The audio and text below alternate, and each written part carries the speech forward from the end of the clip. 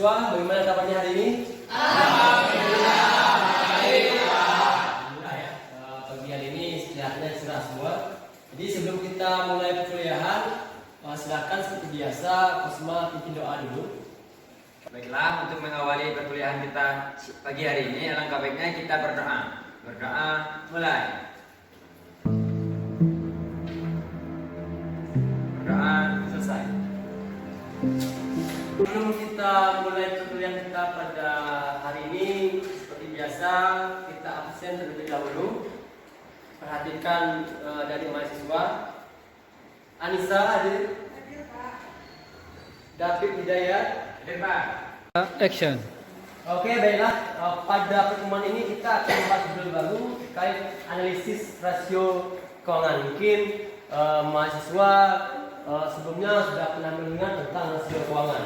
Nah, ini merupakan salah satu teknik dalam mengukur kinerja keuangan satu perusahaan. Nah, pada minggu lalu kita sudah belajar tentang jenis-jenis laporan keuangan perusahaan seperti neraca, laba rugi, dan laporan lainnya. Nah, kaitannya dengan ini, jadi laporan keuangan yang disajikan oleh perusahaan itu akan kita gunakan untuk mengukur kinerja perusahaan dengan menggunakan teknik yang namanya yaitu rasio keuangan.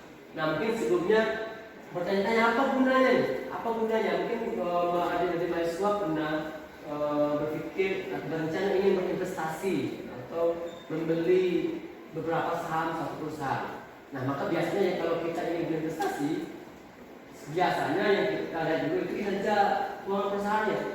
Nah, maka ini adalah salah satu guna atau manfaat kita belajar teknik analisis rasio keuangan.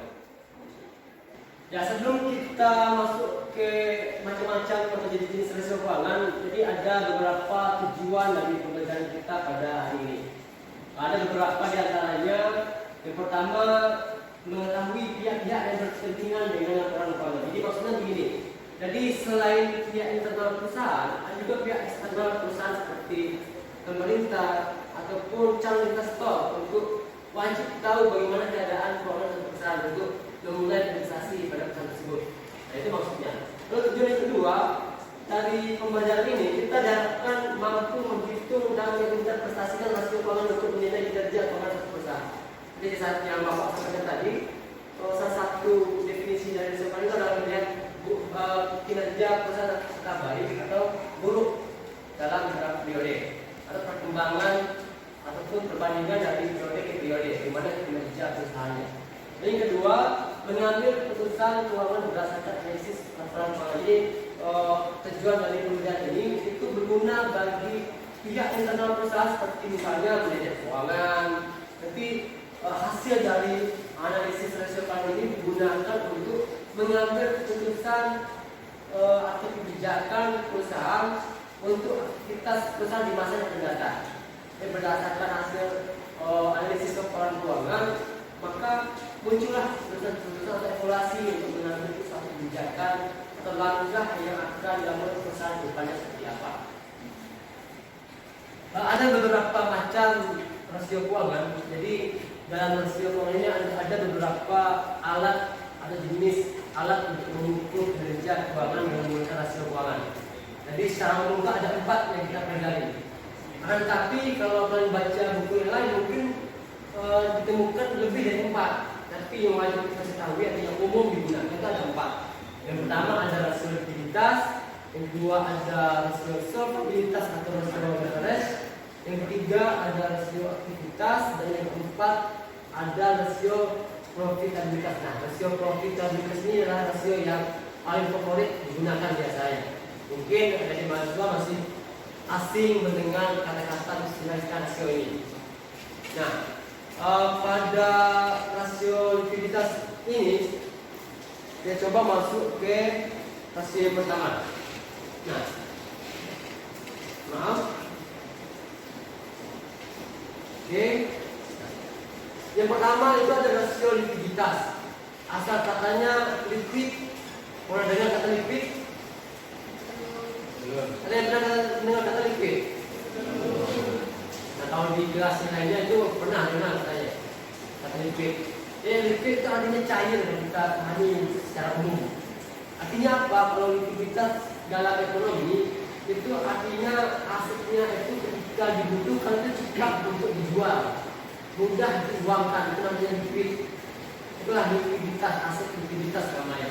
Jadi rasio likuiditas ini adalah kemampuan perusahaan dalam melunasi kewajiban jangka pendeknya ketika sudah jatuh tempo. Sederhananya kita ingin melihat bagaimana kemampuan perusahaan dalam melunasi hutang jangka pendeknya. Nah itu maksudnya. Jadi ada beberapa indikator untuk ukurnya. Yang pertama ada current ratio, yang kedua ada quick ratio, yang ketiga ada cash ratio. Apa saja bedanya? Bisa kita lihat dari formulanya di sini. Jadi lihat saja apa arti dari current ratio atau rasio lancar. Lihat saja rumusnya. Aktiva lancar dibagi utang lancar. Artinya apa? Artinya di sini tujuannya untuk melihat bagaimana perusahaan mampu membayar utang lancar atau utang jangka pendeknya atau kewajiban lancar dengan jaminan aset lancar yang dimiliki perusahaan. Jadi kita ingin melihat bagaimana kemampuan perusahaan dalam melunasi hutang jangka pendeknya dengan aset lancarnya. Nah itu maksud dari indikator yang pertama. Yang kedua, quick ratio. Hampir sama dengan current ratio, tapi bedanya pada quick ratio ini tidak memperhitungkan nilai persediaan. Jadi ingat, aset lancar atau aktiva lancar itu terdiri dari salah satunya adalah persediaan. Kenapa tidak dihitung persediaan, Pak? Karena persediaan ini dianggap sebagai beban. Misalnya kita kan punya persediaan di rumah ya. Nah untuk menyimpan persediaan supaya tetap terjaga kualitasnya itu butuh biaya perawatan, minimal biaya listrik, belum biaya tugasnya. Maka dianggap persediaan ini merupakan beban, maka dihilangkan. Maka namanya itu rasio cepat. Atau kalau kita definisikan itu rasio yang mengukur kemampuan perusahaan dalam melunasi utang jangka pendeknya dengan aktiva lancar tanpa memperhitungkan nilai persediaannya. Nah itu maksudnya. Lalu yang terakhir ini, cash rasio cash. Rasio ini boleh dipakai atau tidak? Jadi ada ahli yang mengatakan cukup dua rasio saja cukup. Itu sudah cukup mewakili bagaimana bentuk atau bagaimana gambaran rasio likuiditas perusahaan. Atau kalau ingin menjelaskan boleh pakai saja cash ratio. Apa itu cash ratio? Lihat saja formulanya di sini. Jadi kita bisa melihat bagaimana perusahaan itu membayar utang lancarnya dengan kas yang dimiliki. Nah itulah bentuk dari rasio likuiditas. Terus lanjut ke rasio solvabilitas. Nah ini saya jelaskan secara garis besarnya saja. Jadi apa tujuan dari alat-alat indikator ini itu bisa kalian pahami sama dengan rasio likuiditas. Jadi lihat dari rumusnya saja kita tahu nih apa maksudnya. Jadi bedanya apa dengan rasio likuiditas? Jadi rasio solvabilitas itu kemampuan perusahaan dalam melunasi seluruh hutangnya. Ingat tadi kalau likuiditas cuma hutang jangka pendek. Apa contohnya hutang jangka pendek? Kalian tahu nggak? Contohnya Gaji karyawan. Oke, nah gaji karyawan dia masih bisa jatuh tempo. Gaji karyawan, sewa listrik, sewa air itu merupakan hutang jangka pendek. Nah, tetapi juga ada jangka panjang. Makanya rasio solvabilitas ini itu mengukur seluruh hutang kewajibannya dengan seluruh total aset. Nah, makanya contohnya sini, debt ratio, rasio utang. Dia yang melihat bagaimana kemampuan total aset dalam menjamin utang perusahaan.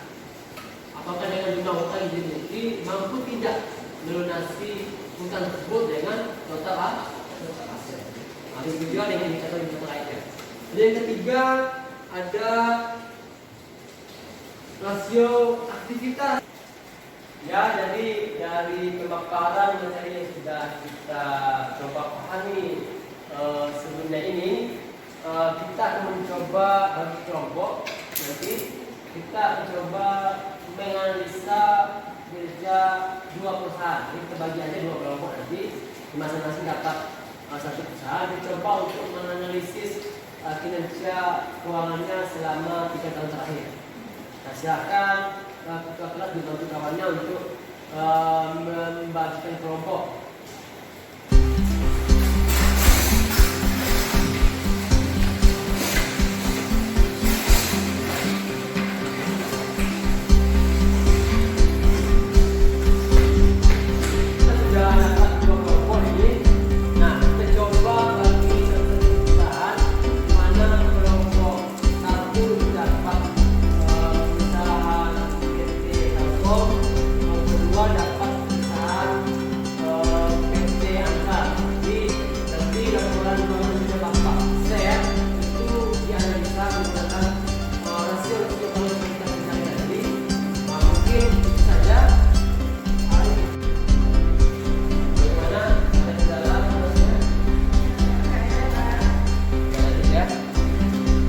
Gimana? Ada kendala? Yakin? Nggak ada Pak. Silakan lanjutkan. Bagaimana kelompok 1 kelompok 2 sudah selesai? Nah, mungkin untuk yang pertama kita beri kesempatan bagi kelompok 1 dulu memaparkan atau menganalisa hasil dari perhitungan kerja keuangan perusahaan yang ditugaskan oleh kelompok 1, yaitu PT Taskom ya. Nah, silakan. Dari hasil yang telah kami diskusikan, maka dari hasil analisis perhitungan rasio keuangan PT Telkom ini selama 3 tahun terakhir itu dapat hasil yang mengatakan bahwasanya hasil dari analisis rasio keuangan sebagian besar itu berada di atas standar rasio, kecuali terdapat status tidak liquid atau illiquid pada tahun 2021. Nah, maka dapat disimpulkan secara keseluruhan kinerja keuangan PT Telkom selama 3 tahun, yaitu pada tahun 2021, 2022, dan 2023 itu dalam keadaan baik. Oke. Izin untuk menyampaikan hasil dari analisis PT Antam selama 3 tahun periode terakhir, yaitu tahun 2020, tahun 2021, tahun 2022. Nah, dari hasil analisis kami dengan kinerja PT kelompok 1 itu hampir sama. Selama 3 periode tahun terakhir, sebagian besar rasio likuiditas, rasio solvabilitas, rasio aktivitas, dan profitabilitas itu berada di atas standar rasio. Maka dapat kami simpulkan kinerja keuangan PT Antam dalam keadaan baik. Sekian yang dapat kami sampaikan dari analisis yang kami diskusikan dari kelompok 2. Baik, jadi itulah gambaran ke pengunjung materi kita. Mungkin sebelum kita akhiri pertemuan pada hari ini, silakan ada dari mahasiswa yang ingin bertanya, silakan. Mungkin yang masih belum paham tentang analisis nasional ini, saya silakan bertanya. Bersama nanti saya coba menjawab dengan baik sama saya. Silakan ada yang ingin bertanya. Izin Pak, saya bertanya. Perkenalkan, nama saya Muhammad Aneli Saputra. Saya masih mengetahui tentang analisis rasio keuangan. Sedikit saya bertanya, bagaimana manfaat atau apa manfaat bagi kita menganalisis rasio keuangan dari pihak luar atau eksternal? Sekian, terima kasih. Oke, baiklah.